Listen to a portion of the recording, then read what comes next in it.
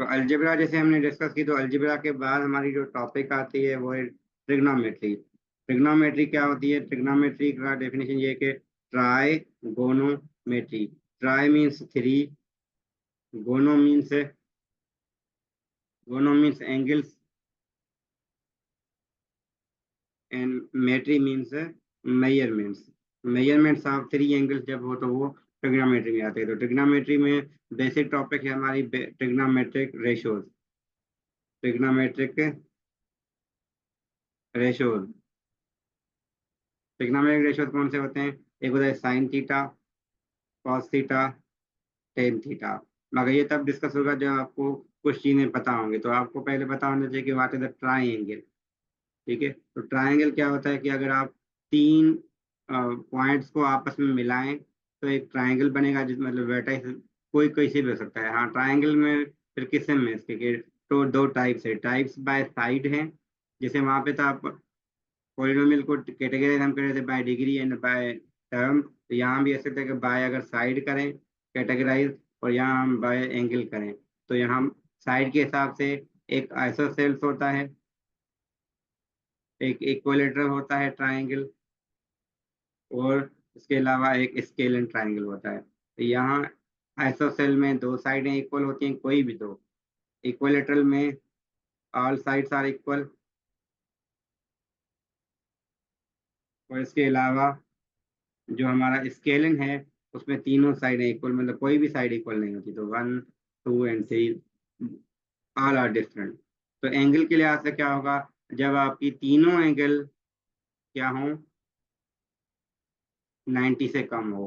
फिर यही आता है कि मैंने कॉन्सेप्ट यहाँ बताना था कि एंगल आपकी तीन किस्म की होती हैं। एक होती है ऑब्ट्यूज जो 90 से बड़ी हो, एक होते है एक्यूट जो 90 से कम हो, एक होता है राइट एंगल जो आपकी इक्वल टू 90 हो। जब तीनों एंगल एक्यूट होंगी तो this is called acute angle triangle. ठीक है, acute angled triangle.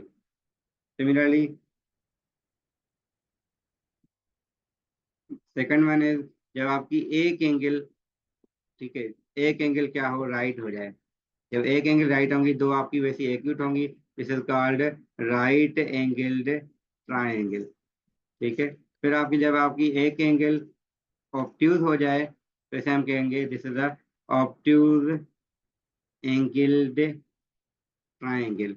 So these are three types of triangles in terms of angle, in terms of side। तो यहाँ हम लेते हैं कि अगर आपके पास एक राइट एंगल ट्राइंगल है तो यहाँ हम इसको 90 कहते हैं। ये अगर थीटा है तो थीटा के अपोजिट वाला परपेंडिकुलर।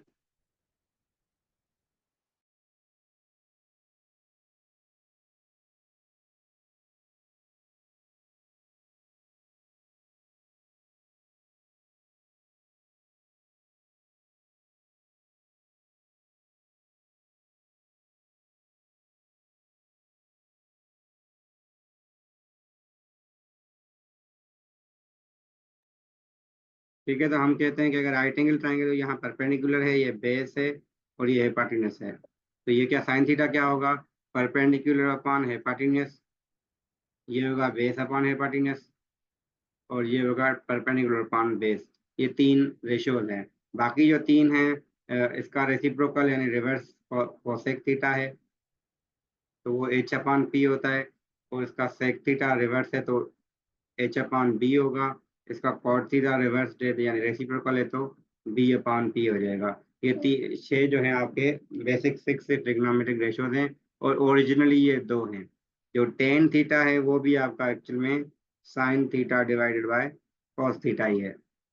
तो ट्रिग्नोमेट्रिक रेशियोज अगर आपको आ रहे हैं और राइट एंगल ट्राइंगल का पता है, तो राइट एंगल जब आपको पता होता है तो हम कहते हैं ये अगर पी है, ये एच है, ये बी है, तो there is Pythagoras theorem H square is equal to P square plus B square. तो ये कैलकुलेशन भी आपको आनी चाहिए कि यहाँ कैलकुलेशन के कुछ क्वेश्चन होते हैं तो पैथागोरस थ्योरम हम यूज करते हैं for finding the angle, for finding the one of the side. ठीक है, तो क्वेश्चन कैसे होंगे इस ट्रिग्नोमेट्री की यानी पैथागोरस थ्योरम के? मगर फिलहाल हम ट्रिग्नोमेट्रिक रेशियोज की बात कर लेते हैं। ट्रिग्नोमेट्रिक रेशियोज की क्या डिस्कशन होती है? अगर आपकी साइन थीटा की ये वैल्यूज आपको याद रखने के, एक होती है, ये एक टेबल बनी होती है sine theta, cos theta, tan theta, ये आपको तीन पता हो। यहाँ 0 डिग्री पे इसकी वैल्यू, 30 डिग्री पे इसकी वैल्यू, 30 डिग्री मतलब पाई/180, सॉरी पाई/6 है। ठीक है, तो अगर third one, second one is 45 degree which is पाई/4, पाई/4। Third one is 90 angle, this is पाई/2, मगर उससे पहले 60 होती है, 60 पे हम कहते हैं पाई/3, फिर होती है 90 विच इज पाई/2। तो इन एंगल्स पे आपको इन ट्रिग्नोमेट्रिक रेशियोज की वैल्यूज पता होना जरूरी है।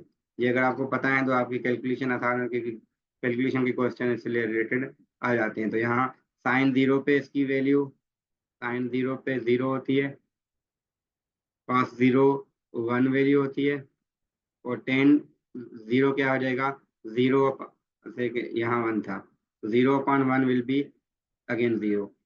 साइन 30 की वैल्यू होती है 1/2, इसकी वैल्यू होती है रेडिकल 3/2। तो इनको डिवाइड करें, आपका आंसर आएगा 1/रेडिकल 3। अगर 45 का पता है, ये 1/रेडिकल 2, ये भी 1/रेडिकल 2, तो ये क्या होगा, 1/1 हो जाएगा। यहाँ होगा रेडिकल 3/2, ये आपको 1/2 याद होना चाहिए, तो ये हो जाएगा रेडिकल 3। और 90 पे ये 0, ये 1 होगा, ये आपका क्या होगा, 0 होगा कॉस की वैल्यू, और ये आपकी इन्फिनिटी हो जाएगी। यानी ये तीन पता है, तो तीन और आप इनसे फाइंड कर सकते हैं, या साइन और कॉस पता है तो ये कर सकते हैं। इसका तरीका एक सिंपल सा होता है, एक वीडियो में देखता हूँ, मेरे पास एक थी लिंक, तो वहाँ वो इसकी बेसिक यानी ट्रिक थी एक, जिसको ये याद करने का ये तरीके थे। हालांकि ये भी हम करते हैं कि 0 डिग्री, आई थिंक कोई तरीका मुझे भी याद तो था, मैं भी भूल गया, एक वीडियो मेरे पास थी, तो मैं उसकी लिंक आपको भेज दूंगा कि ये वीडियो, ये जो वैल्यूज हैं आप कैसे याद रखें। तो ये वैल्यूज याद रखने के लिए एक ट्रिक है, तो वो हम यूज करते हैं। तो एक यूज कहाँ होगी, आपको ये कर सकते हैं कि प्लस साइन 30 cos 45 की वैल्यू बताएं। तो हम यहाँ साइन 30 की जगह 1/2, इसकी जगह 1/रेडिकल 2, तो 1/2 रेडिकल 2 में हम ये वैल्यू निकाल सकते हैं इजीली। तो ये क्वेश्चन ऐसे हो सकते हैं इन टर्म्स ऑफ, ये जो कैलकुलेशन हमने की है या वैल्यू याद रखी है इससे रिलेटेड। तो मुझे इसकी वैल्यू बताएं क्या होगी, इस टेबल को देखते हुए, sine 90 cos 30 plus cos 30 sine 90, इनकी मुझे वैल्यू बताएं क्या होगी।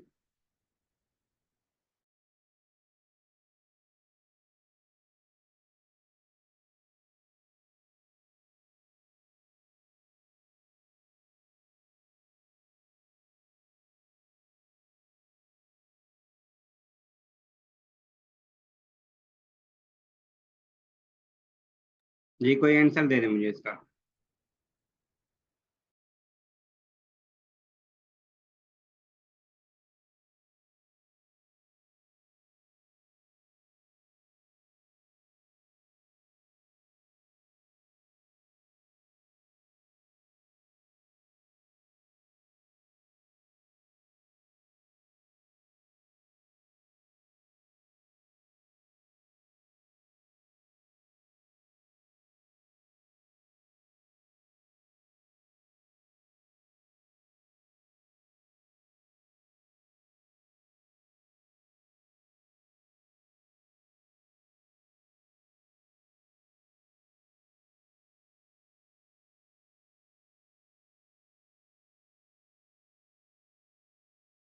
आई थिंक नहीं कर रहे, तो बस मैं इसकी वैल्यू निकालता हूँ। क्या आता है, साइन 90 की वैल्यू 1 है, ठीक है, एक की वैल्यू 1 है,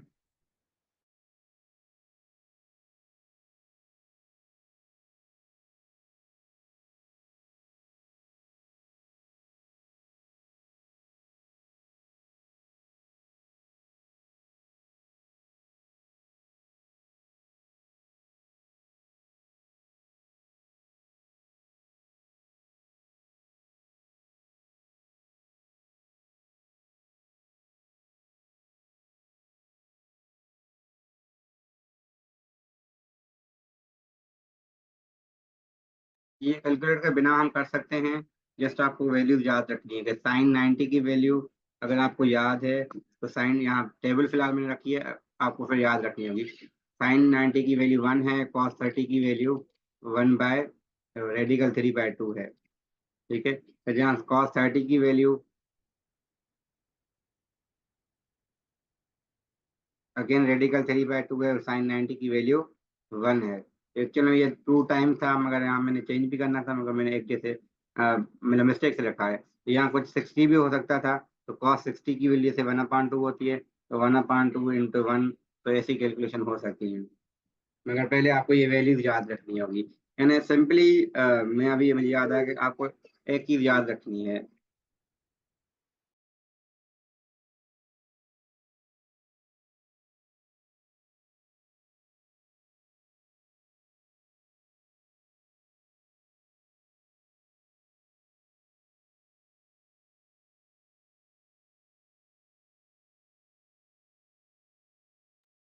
तो यहाँ हम कह सकते हैं कि आपको 3 वैल्यू साइन की याद रखनी है, बेहतर है।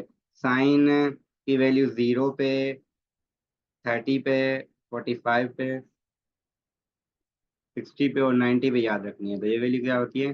0, 1/2, 1/2, रेडिकल 3/2 एंड 1। अब इसको रिवर्स कर दें, कॉस के लिए क्या होगा? यही चीजें होंगी, मगर 1 से स्टार्ट होगा, रेडिकल 3/2, अगेन 1/2, फिर आ जाएगा 1/2 एंड लास्ट में 0। और ये दो अगर याद हैं तो आप 10 निकाल सकते हैं। 10 इज साइन अपॉन कॉस। तो सिंपली आपको साइन की वैल्यू याद रखनी होगी, ये इनफ है। अगर ये याद हो रही है तो आपकी ये कैलकुलेशन आराम से हो सकती है। अब साइन 30 डिग्री कॉस 60 डिग्री plus cos 45 degree and sine 45 degree, इसकी वैल्यू निकालें।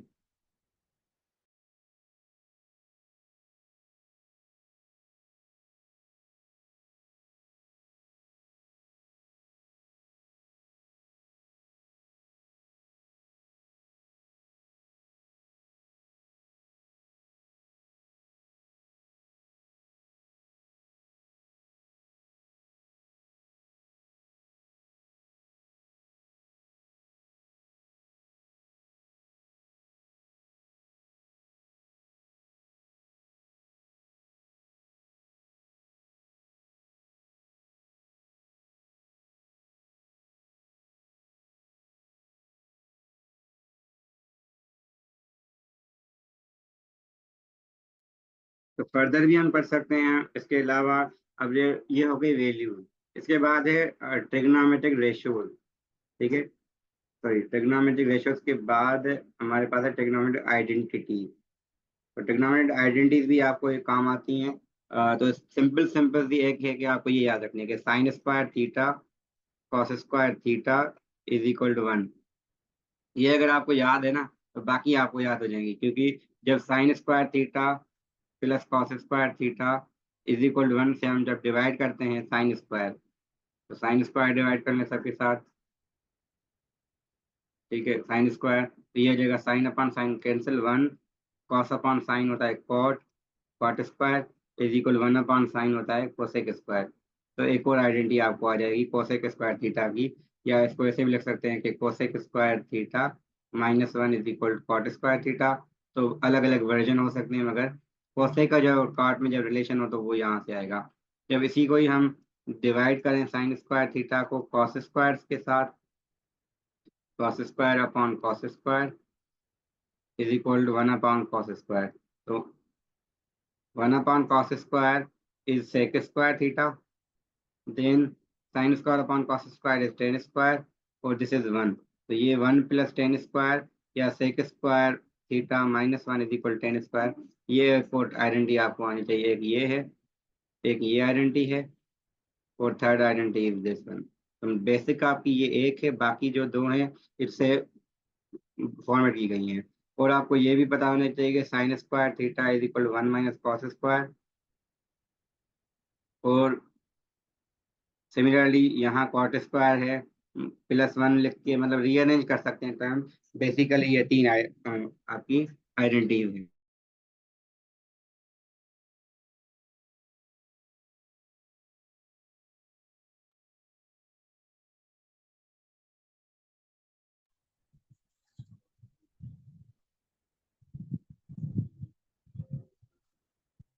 अगर आपने एसएसटी टेस्ट देखी होगी, आई थिंक 7 डेट की जो एसएसटी टेस्ट थी, तो वहाँ एक क्वेश्चन ऐसा था, कॉस और टेन में शायद आइडेंटिटी कोई आई थी। तो ये आइडेंटिटीज आपको आनी चाहिए, ये बेसिक है। तो बाकी दो जो हैं वैसे मतलब ड्राइव की गई हैं, और बाकी जो वर्जन है इन्हीं के ही हैं।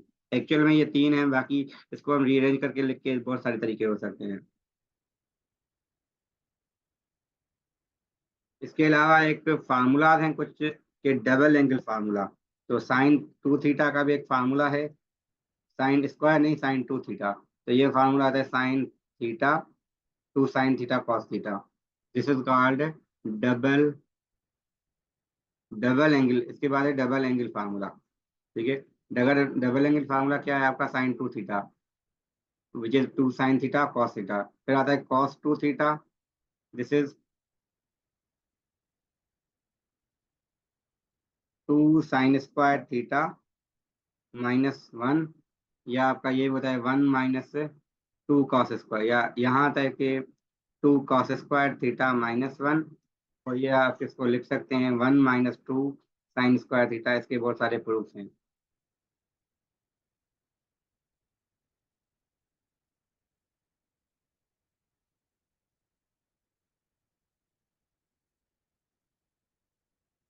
अभी शो हो रही है स्क्रीन?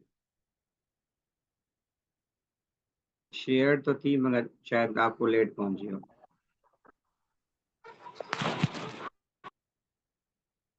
ये अभी शेयर हो रही है। महकिन तसद्दुक।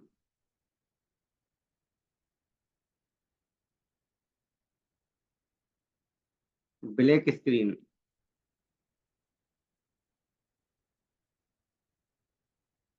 अभी तो आई थिंक सही आनी चाहिए, अभी तो दोबारा मैंने शेयर की है लॉक करके।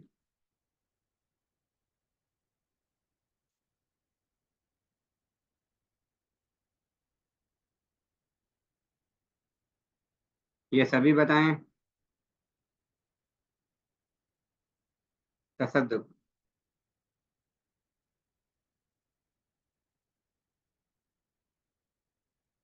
तो डबल एंगल फार्मूला हम कह रहे थे कि डबल एंगल फार्मूला क्या होते हैं, साइन 2 थीटा कॉस 2 थीटा, 10 में बताया मगर वो आई थिंक इतना वो नहीं है, ज्यादातर ये यूज होते हैं।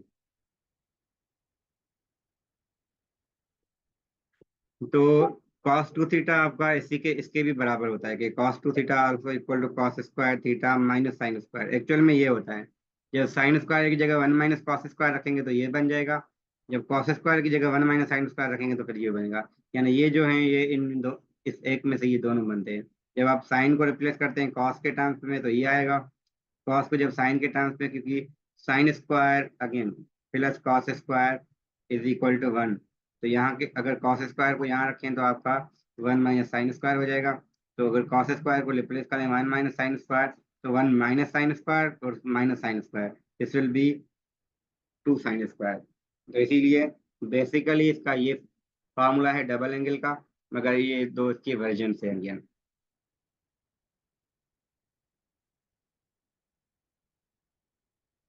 ट्रिग्नोमेट्रिक में हमने कोई कैलकुलेशन नहीं की फिलहाल, हम ट्रिग्नोमेट्रिक रेशियोज और ट्रिग्नोमेट्रिक आइडेंटिटीज पर हैं। कैलकुलेशन जो होगी वो हमारी पाइथागोरस थ्योरम में हो सकती है या कोई और में हो सकती है। तो फिलहाल हम इसी में ही हैं कि अगर आपके पास कोई प्रूफ कहते हैं मोस्टली कि ये प्रूफ करें, प्रूफ तो वहाँ नहीं होगा, तो ये कर सकते हैं कि साइन थीटा, ठीक है, और into cosec theta is equal to tan theta. क्या ये बराबर होता है, चेक करें। Sine theta into cosec theta is equal to, cosec नहीं सॉरी सेक। तो एक्चुअल में क्या है, साइन थीटा है, कोसेक सेक मतलब 1/cos। तो sine upon cos which is 10। तो सवाल ऐसे आ सकते हैं। सिमिलरली कोसेक और कॉट भी कहते हैं। कोसेक इंटू कॉट क्या हो जाएगा, कोसेक मतलब 1/sin, कॉस मतलब cos upon sign, this will be cos divided by sine square. तो जिसको हम cos into cos theta into cosec cosec square भी कह सकते हैं। मतलब अलग अलग वर्जन, यानी आपको ये पता होना चाहिए ये किसके बराबर है, ये इसके बराबर, इसके बराबर है। तो ये चीज़ अगर आपको आ रही है तो वहाँ कैलकुलेशन आप कर सकते हैं।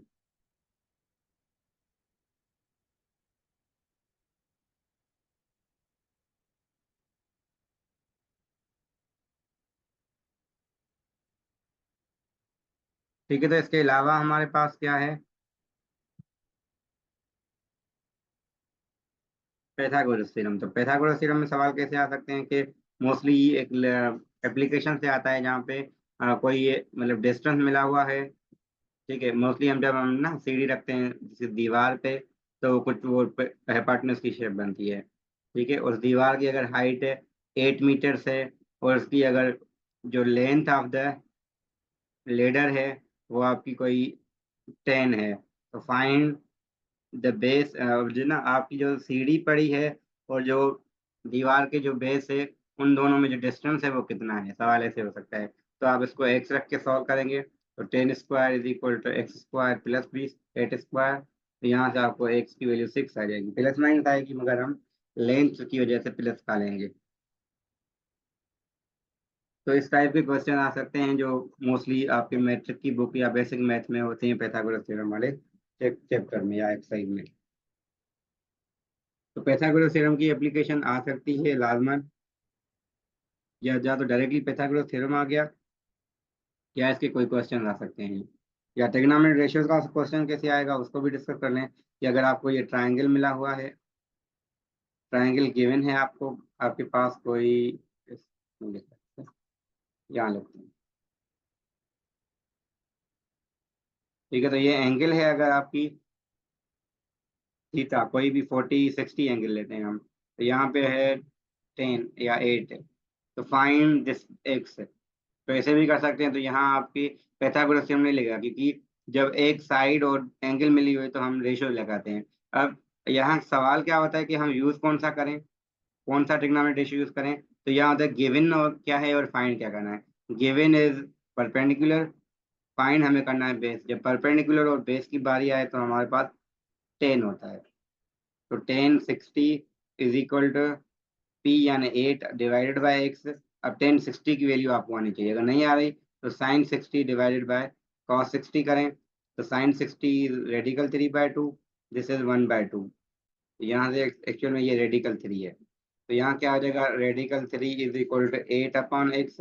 तो x is equal to 8 divide by radical 3। हाँ, रेशनलाइजेशन आपको आनी चाहिए। तो रेशनलाइजेशन की यूज होती है कि अगर 8/रेडिकल 3 लिखा हुआ है तो इसको रेडिकल 3 के साथ मल्टीप्लाई भी करें, डिवाइड भी करें। तो रेडिकल 3 मल्टीप्लाई होकर 3 आ जाएगा। तो this is 8 radical 3 divide by 3।